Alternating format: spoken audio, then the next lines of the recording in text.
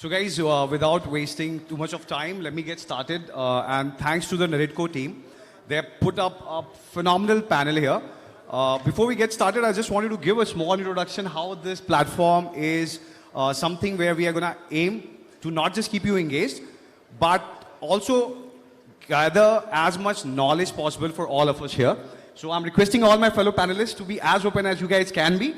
And there would be some difficult questions, so feel free to put through and make sure by the end of it we have the full crowd coming back to the hall. Okay, so today we have Shashi here, who is representing Meta, which is largely the technology with MarTech in terms of marketing and technologies, how are both helping real estate grow. Then we have Saurabh, where he is representing PropCheck, where they are doing some phenomenal work with regards to every home buyer when they are going to buy their home. They provide inspection services to help them understand what are the problems that they can save for the later stage cases and safeguard themselves for the later hassle that can come from the landowners or the homes that developers are delivering.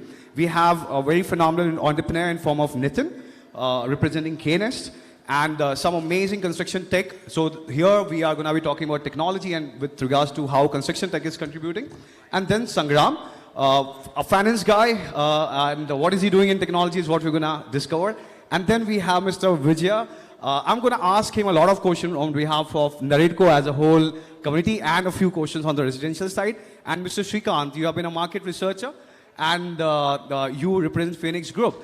The idea for me is I'm going to ask a lot of questions from developers' side, problems that they face on the commercial real estate. So that's how we are going to be trying to cater to each and every segment and 6 stakeholders representing 6 different sectors of the real estate industry. So let me set the stage. Everybody bothers about understanding one thing, where how is technology really helping in the real estate segment? And one of the important part is technology cannot do anything if there is not a problem. There's a problem, then only the technology will be put in, and it's got to solve some problem. So before starting, let me ask one first question to all of you. Doesn't matter which sector you are representing, which category you are representing. Tell me one problem in real estate which you want technology to fix. One problem that you believe that technology could be coming in and you're waiting for it, and that problem should get solved if wish there was a technology around it. So Shashi, I will start with you.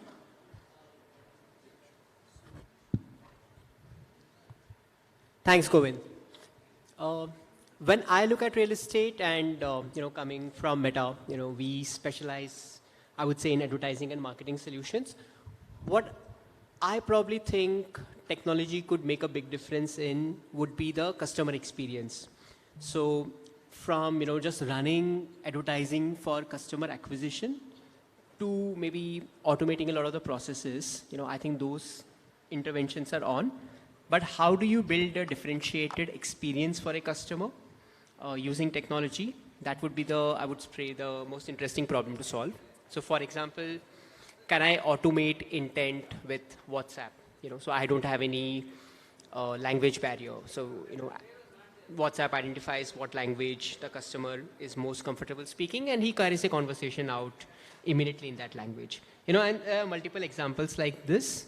So let's say I'm traveling, but I still want to check out a property in Hyderabad. Can I do it on in the metaverse? So I would probably say, how do we improve customer experience with technology would be the biggest problem. Absolutely. We'll get back to that one. Saurabh, what's your take? What's one problem that you wanted fixed? Well, so I'll start with since I represent PropCheck, which is a home inspection company, I'll talk on construction quality.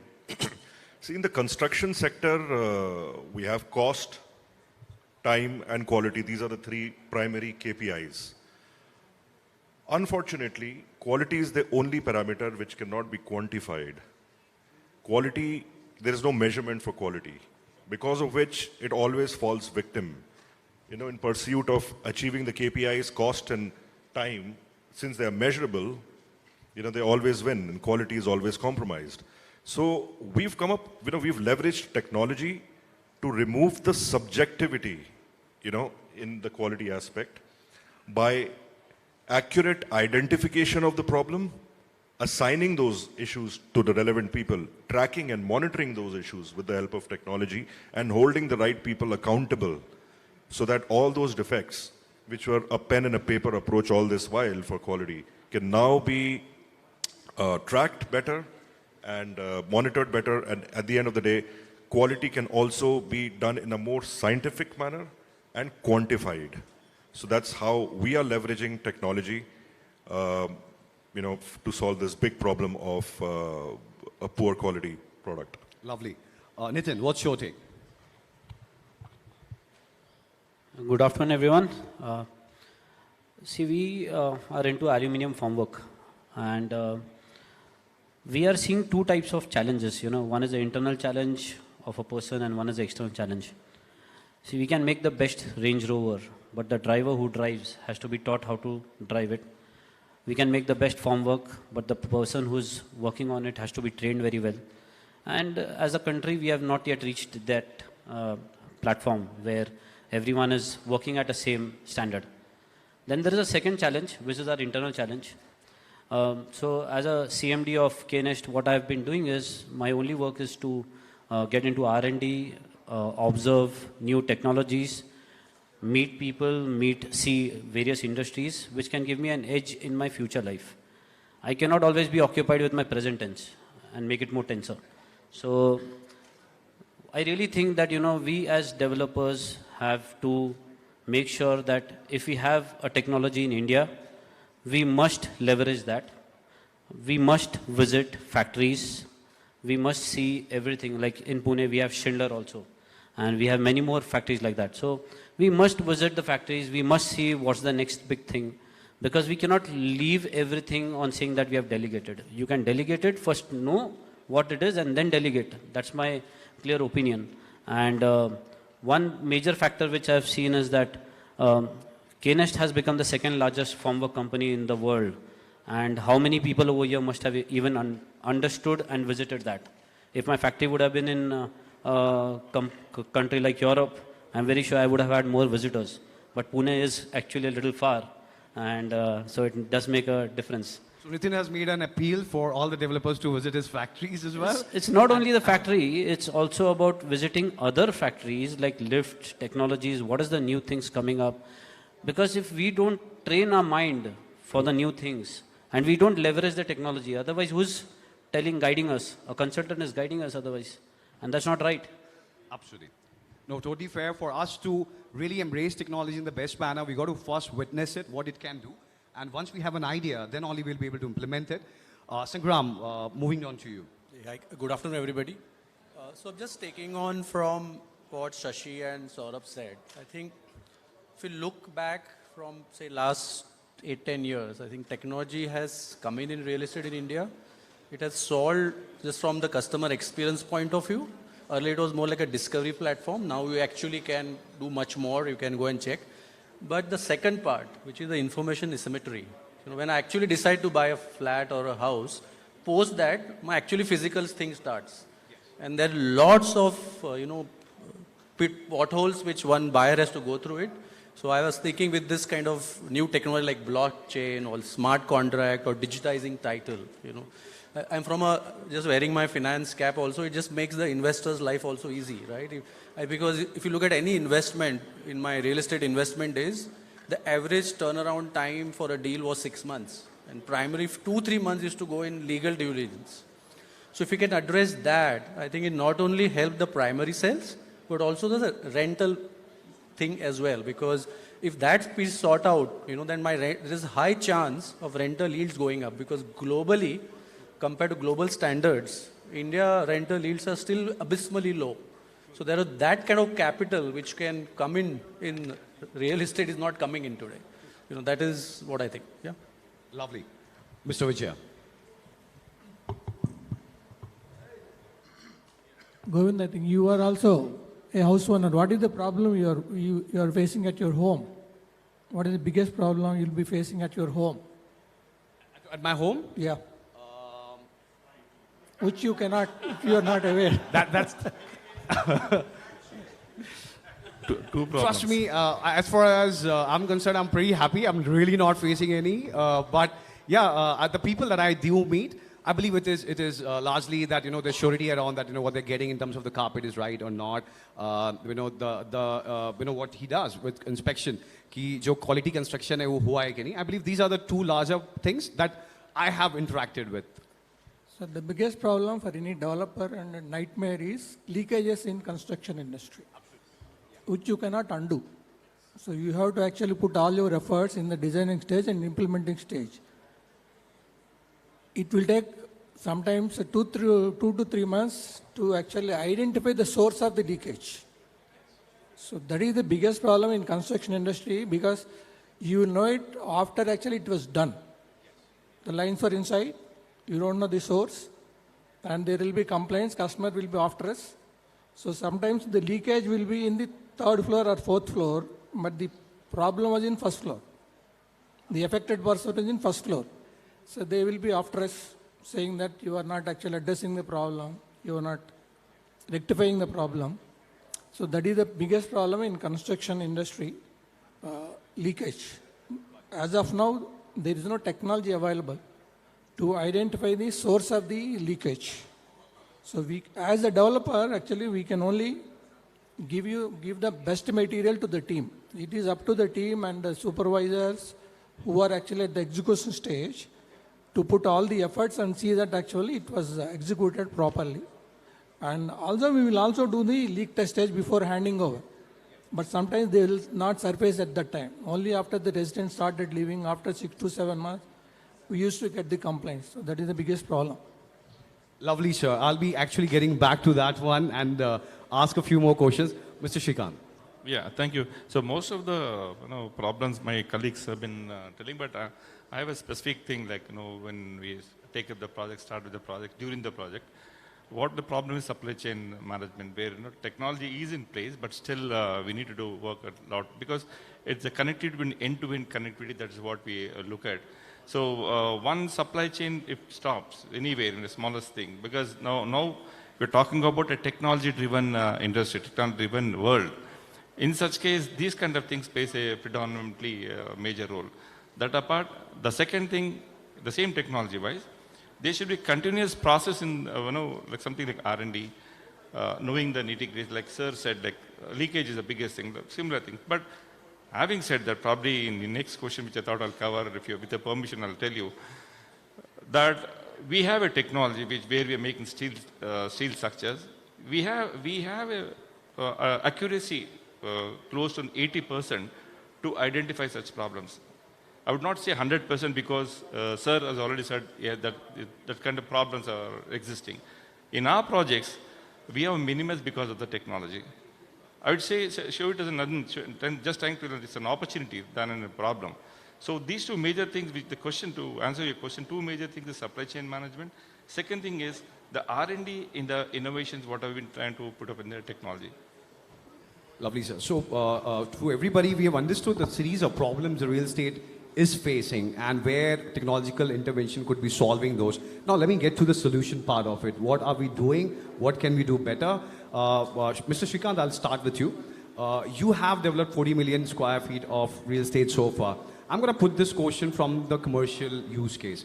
We are seeing technology integration in commercial, right from with the help of AI, you're able to design your project. Then there is the leverage with regards to how facility management, how the parking solutions are being worked around, how the office operations are planned in a much better manner. There are multiple companies and technology companies operating in that space. My question to you is in the last 2 years, specifically after COVID, what are the two technologies that you believe have really picked up and are part of your narrative and maybe are the largest scale for the other developers that you are engaging with as well? Before COVID, it wasn't existing, but now there's an acceptance. And what are the two core pain points you still have in the commercial real estate use case? Govind, yesterday when you shared the question with me, I tried to do it in ChatGPT. So similar kind of answers are common, but to be practical, actually, as far as construction industry is concerned, as far as Phoenix is concerned, as you said, it is not 40 million, but we have considered more than that. And we were the first people to start the steel structures here in Hyderabad, much before COVID has started. So after COVID, post-COVID, I don't think we have made any major changes, but yes, in commercial spaces, it is more of health-oriented construction. So the clients who have been asking us, they've been asking us to give us earlier the thumb rule was 80 SFT per space feet. Now they went up to 110 SFT per seat. So that was a major change that gave us more room, in fact, to increasing the efficiency of the building, designing the building in much liberal way. Because as you said, most of us agree that commercial, end of the day, how much it pays me back, that's what counts. So when we design a building, we look more how much per square feet I can earn. But as you rightly said, post-COVID did give us a chance to increase the spaces and deliver to the same client with a better price. That is number one. So as far as steel structures are concerned, it's more of a modular thing. Everything is manufactured at the factory. They come to the site and just assemble it and do it. In the process, we have been using technologies to install the entire thing to the perfection. So it's more or less like close to 96, 97% sometimes. So less of errors. That helped us a lot. Second thing, the concrete, the usage of concrete also reduced, by which the carbon footing there, which all know that less the cement you use, better it is. So that way it helped us a lot. But the challenges still remain. And as you rightly asked, we are yet to get into the AI part of it. We have not started as it, because it's most of commercial thing, and the technology which we are using, the regular software which our architects and our the construction teams are using. Another part where I would like to highlight here is, we as Phoenix, we don't construct actually. We outsource the entire construction to larger firms like L&T, Shapurji and Litton and all these people.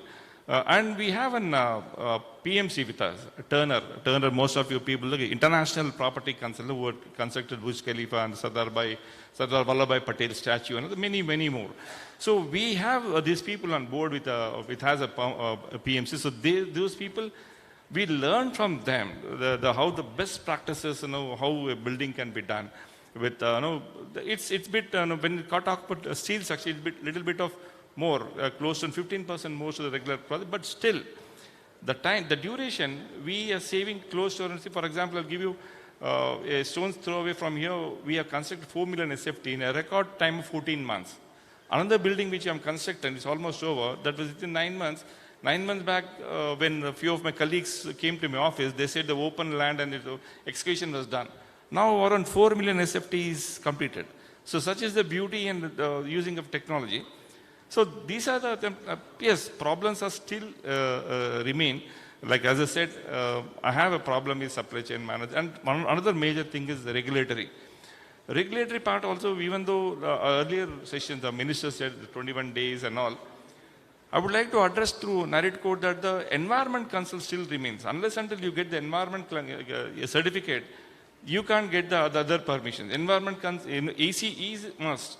So for obtaining EC, you need at least minimum of 3 months. For larger projects, it's much more actually. So until 15 lakh square feet, it is one EC, and after that, you need to go for EI and take it. So these regulatory challenges are also still there. Using technology, when you're talking about technology, how do you can really do it? Using technology, see, the moment you apply for the EC, that is also online, you sign on a particular document saying that I'll be following these terms and conditions. After 4 or 5 months, you're getting the same certificate with those terms and conditions. What I'm trying to say is self-certification through this technology can be given, and periodically I'm supposed to submit my documents, the project progress document, I can submit online, and they match and they can certainly give me the CFE and CFO can be done. So the technology can be adopted with the linkage to the each project, like we have in RERA, how we are updating the project statuses. My request through Naredco, which can be adopted is, why don't we have this kind of thing? The time frame, the 21 days time frame which you're talking can be adopted throughout India. So these are the two major concerns and how technology can be disrupted in entire thing. That is what my submission is. Thank you. Lovely, sir. I believe we all got a good amount of learning and homework also for all the technology guys in terms of solution we can build. right? So I'm going to come directly to Nitin here. Nitin, based on what he spoke, right, one of the important part where he asked about the government, I'm going to ask from a point of view where you have been into the construction tech and you are dealing with the real estate developers. Now, one of the important part is the technology adoption, right? I have heard from a lot of startups here, the technology adoption in real estate has been low, largely because we find if there's a problem, let's put 3 people onto the job instead of putting a technology and bearing that cost, right? But at KNest, you have done something phenomenal in terms of delivering what you're doing. My question to you is, how did you go about this, solving these entry barriers and create a business which is scaling at such a rapid pace? So today Niranjan sir just said that, earlier when he wanted 100 carpenters, there were 500 available. Today he wants 100, only 5 are available, right? So that means people are not there. So let's get that first thing. If we want people in construction, it is not there. I think a lot of developers are facing challenges with those people to help them in construction. Second, see, when we talk of formwork or technology to construct fast, I think sir just rightly said that he has been doing it 9 months, 12 months. He's only doing it because of either a deck form is what he's using, right? Otherwise, it's technically impossible. So when we are using technology, so 3-4 important points I always say, we are seeing cost of construction only in terms of money. We only see capital. I think there are more valuable things than capital. One of them is energy. We save a lot of energy if we construct fast. And the most important again is time. I think only wise men will understand time is not money, time is life. And saving time is saving life, which cannot be valued. So when we compare all these parameters, adopting technology is nothing. It's like no cost.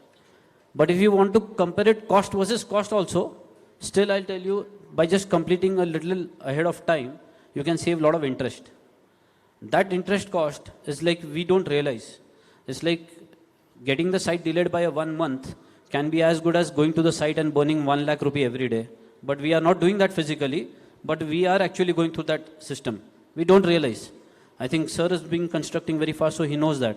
It's like if we don't complete on time, it's like burning 1 lakh, 2 lakh every day without realizing. So that is where the major saving comes. And otherwise, if you are having a repetition of 20, 25 floors, 30 floors, anyways, formwork is as viable as any old conventional style. And if you have more repetition, then it is more affordable. And we have covered 50% of the Hyderabad market. So we definitely know that it's already a proven model. And when we talk of Bangalore, we are working with Prestige, Brigade, Soba. We are working, so in 80% market share is what we have of Mumbai. That means it is proven that this technology is more viable than anything. And there's nothing left to prove anymore in this technology. Lovely. So Nitin, what you spoke with regards to कि अगर हम घर पहले deliver कर देंगे, तो we will be able to save on the interest cost. Now that is very interesting, where I have been doing a lot of discussion with real estate developers with regards to NPV calculations, जहाँ पे लोग ये calculations नहीं करते हैं, and that's the reason I'm going to come to Sangram on this question.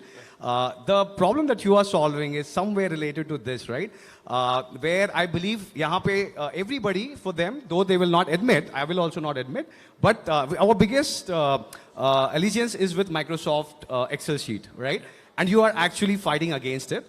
You are into a business where you are trying to project the top line and profitability of each and every project, right? But could you just put out how are you going about it? What are the challenges you are facing in this space? And how these calculations can actually change the perspective that the real estate developers are having by using the technology that you are providing to them? So we call it one source of truth. So if you look at and we looked at multiple sectors, typically I would box them into 3. One first step is typically what we do is workflow automation. Second is what we call is real-time reporting. Yeah? And third is the analytic layer. So Excel, for example, is kind of first because it just automates some workflow. But just remember that Excel always tells you at one particular point in time, right? It doesn't allow you to go back and forth, and definitely not in future. So that is what we do. We basically do all these 3 and put the analytics layer on top of it. What we also attempted to do is, from a purely adoption point of view, and that's a great question, is we have made our system such that the existing life of person doesn't change. For example, if he's maintaining a sales MIS in Excel, he can upload the sales MIS in Excel in our system. Suppose they're using a CRM, our system can talk to the CRM and upload. And same goes for all the, and it is really API compatible with all the systems which you are using, whether it's for construction tech, whether it's for sales, or whether it's for finance. That is one. And also what we have also realized, now we are like year and a half into, and we're already managing close to 27 million square feet across some 20 plus projects, is the whole, the way post, I think everyone ultimately for what is the key metrics for them, right? I want to know as a developer how much money I'm going to make. You know, unfortunately that data is not available today. So you have a data stream which talks about construction, which tells me how efficient and how much cost I'm incurring. And there is a data about sales which says how much revenue I'm but really there is no one integrating that data and telling a developer as of today, real time, what is that project is going to make. And that is what, in nutshell, TrueGene is trying to solve. Lovely. So I hope all the developers who understood and they believe that they're going to make this kind of profitability, there could be a question to it and they can come and meet you.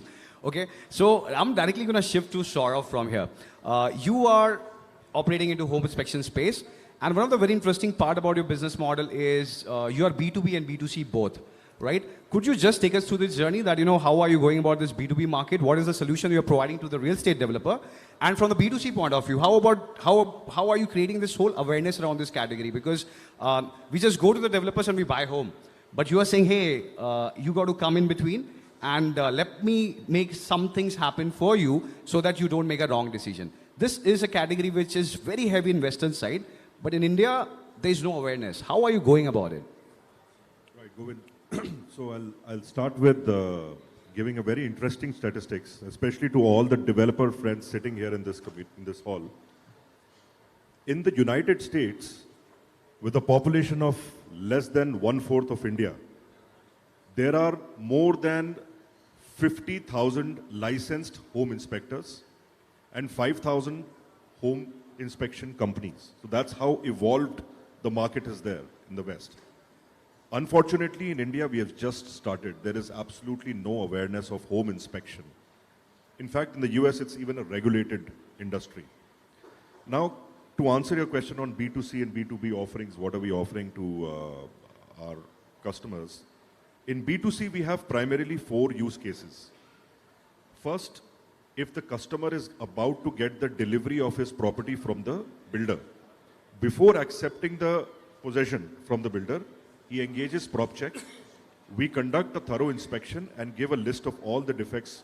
The customer gives it to the builder gives it to the contractor, gets it fixed. We conduct a re-inspection to verify whether it is done or not. And this way, the customer gets to accept a defect-free property. And the developer gets to deliver a defect-free property.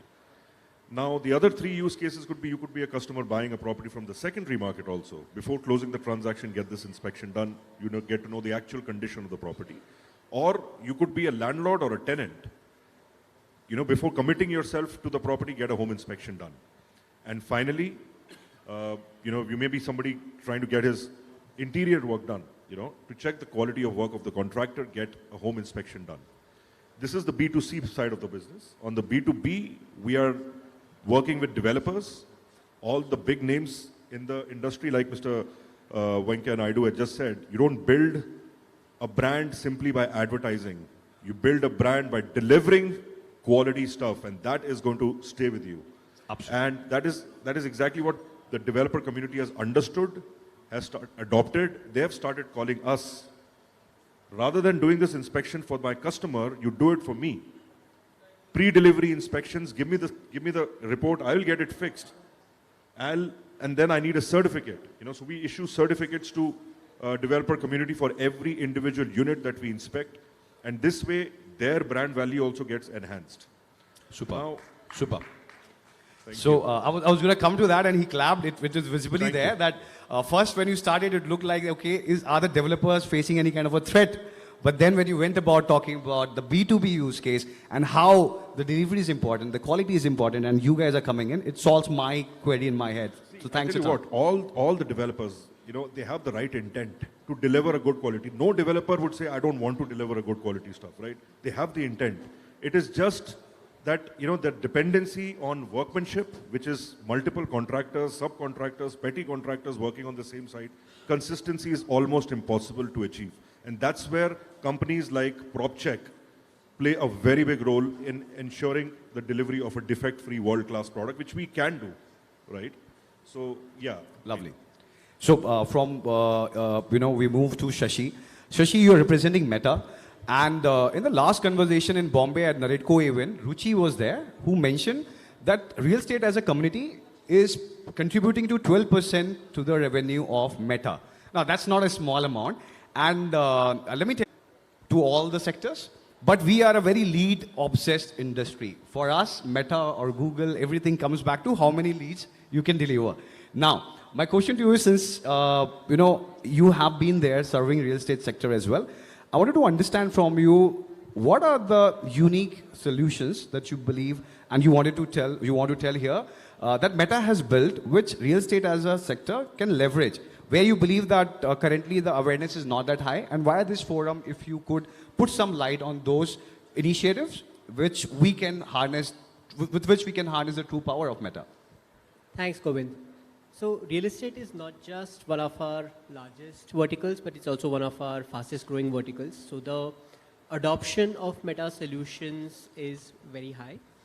I would say almost, depending on what stage you are and as a company, you could get started with Meta with any solution and you would probably see growth. But if you have to get started, I would probably look at maybe two major products. One is a conversions API, which effectively helps you manage your customer data and translates that into usable leads.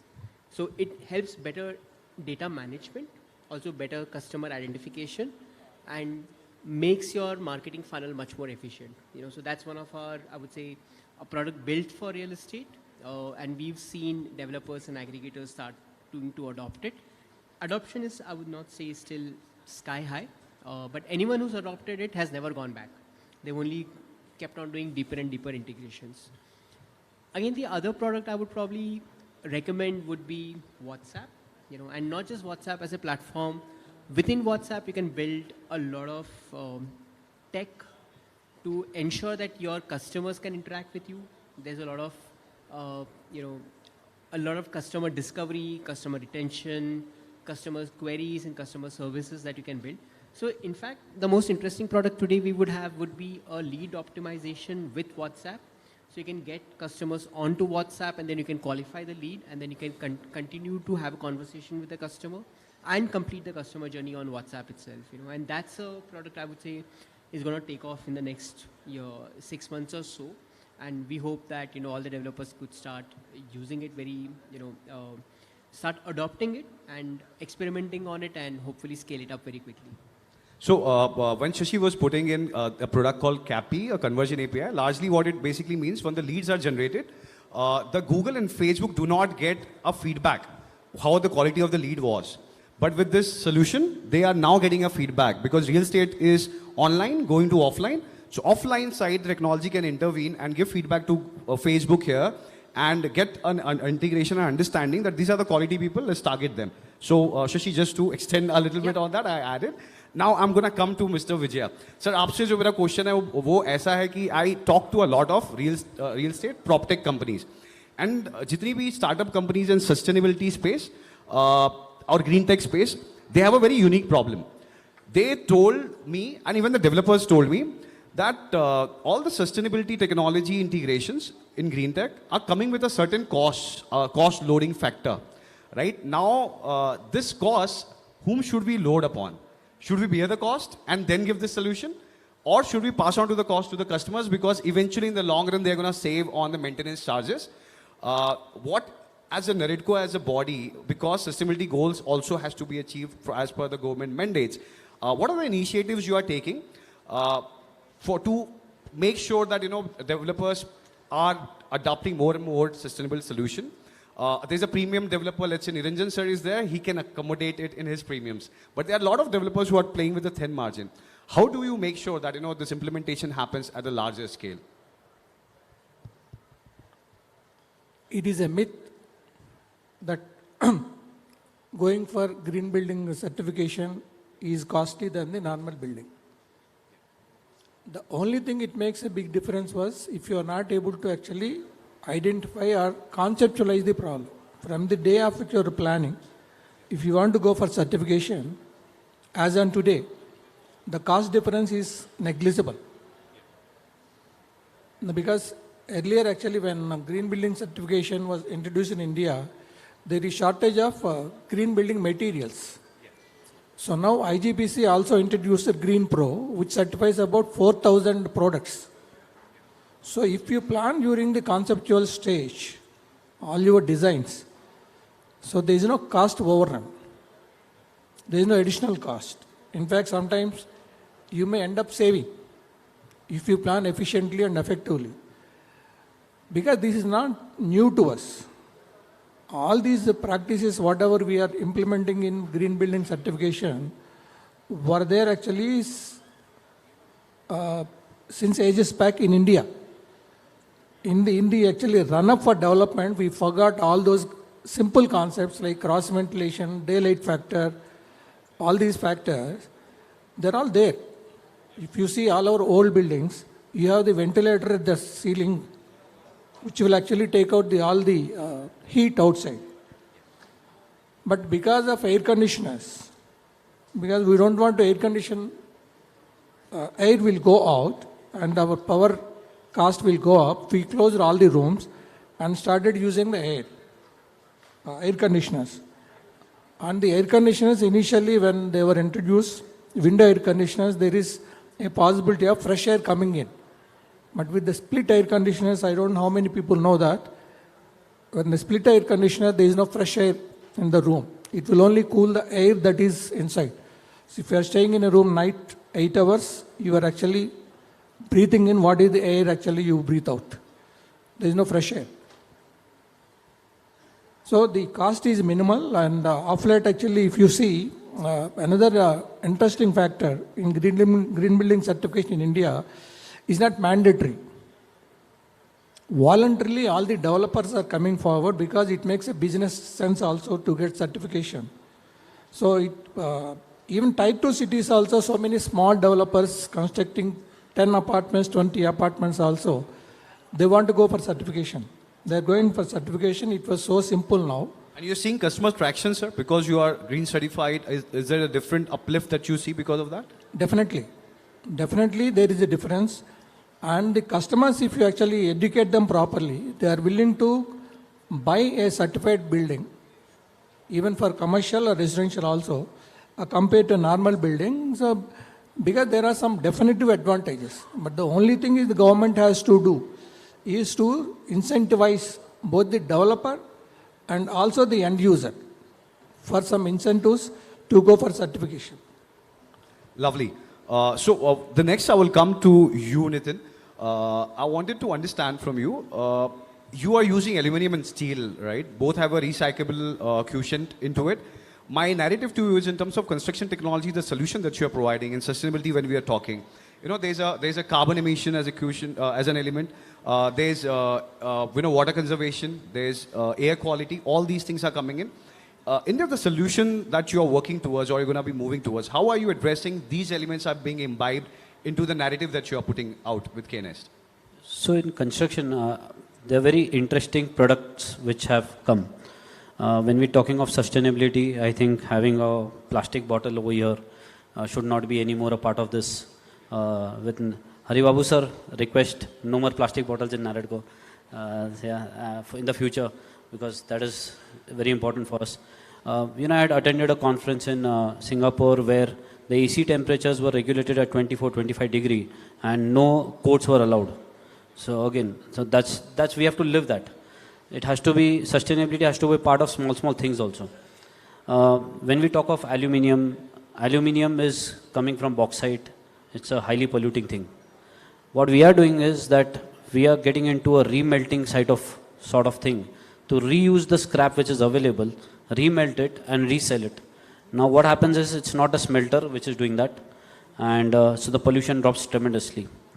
In the future, I also see that steel might get replaced with there's a polymers and glass fibers which have come, which is less polluting. I mean, it's a green product. It's just that the IS codes in India, we have to make that very quick. It's a very slow process to adopt any technology or any product. If that becomes fast, then the consultants can suggest developers very fast. So it will come from that side also.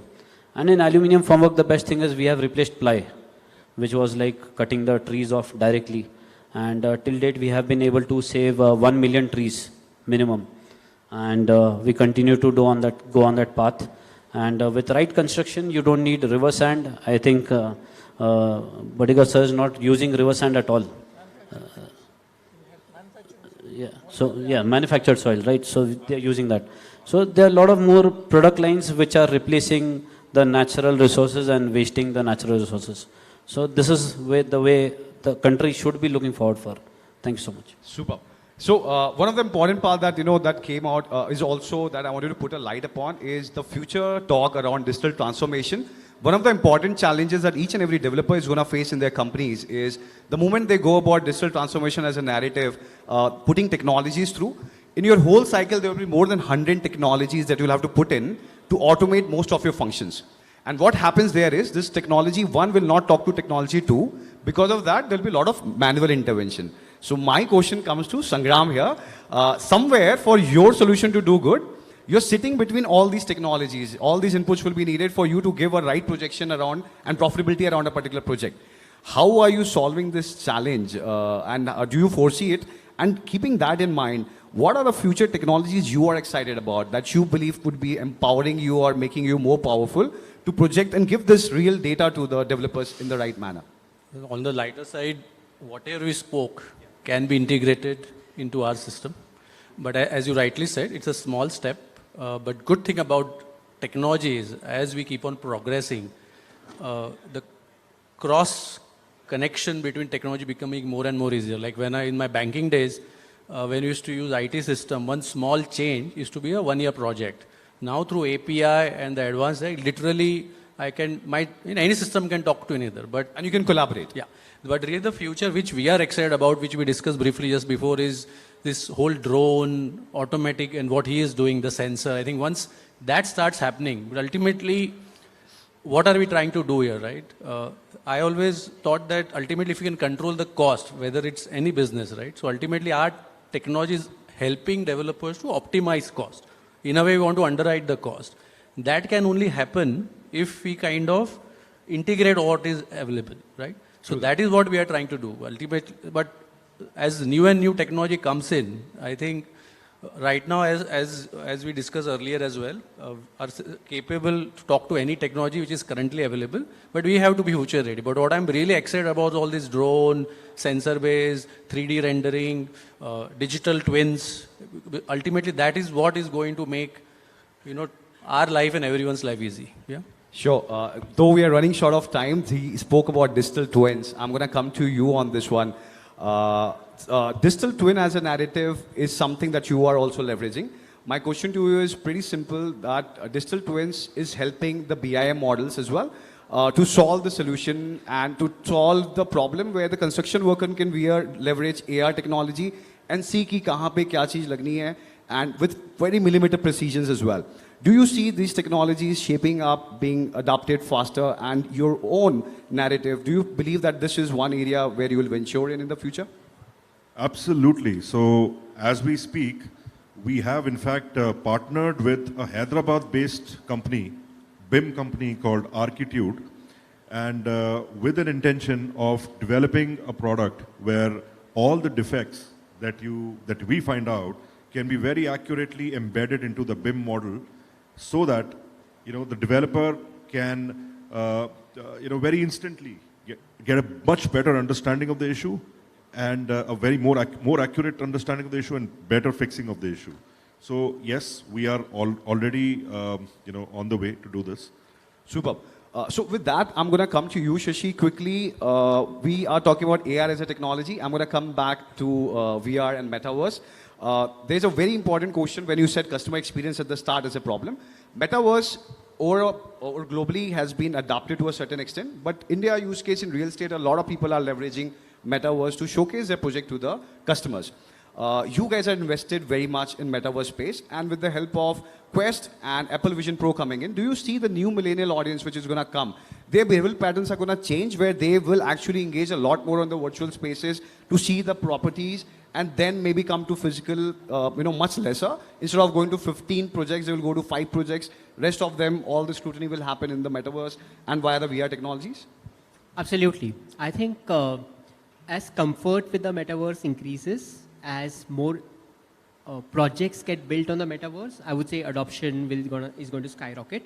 And see, fundamentally, the shopper of today, he's overloaded with information, right? So there are multiple projects.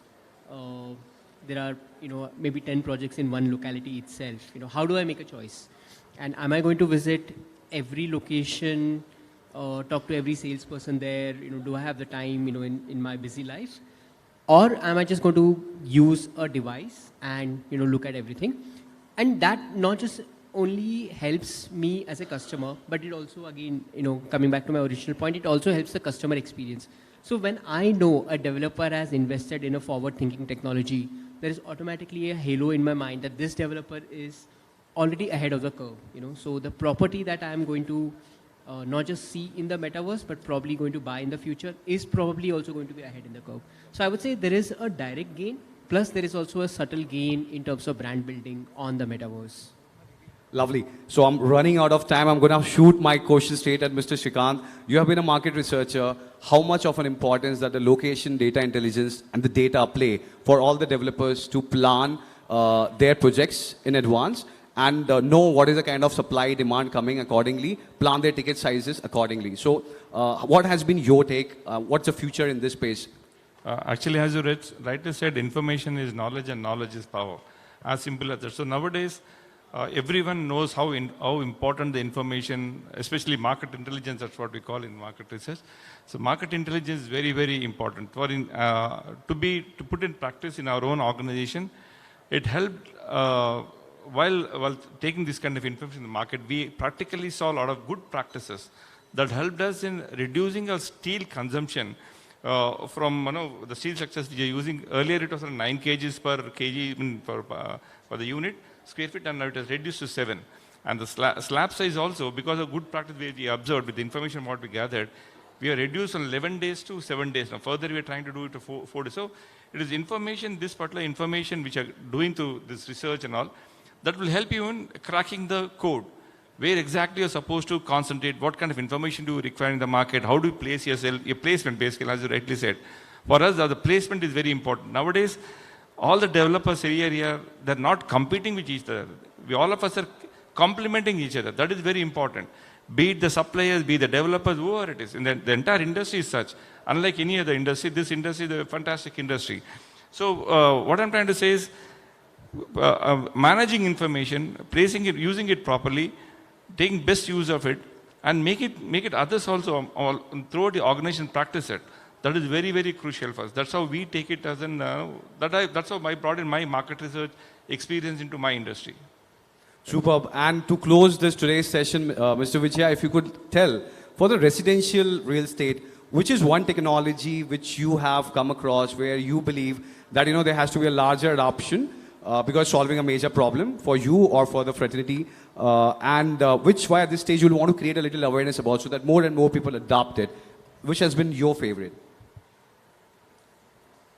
So what is that every developer wants? Cash flows for the project to complete in time. Yeah.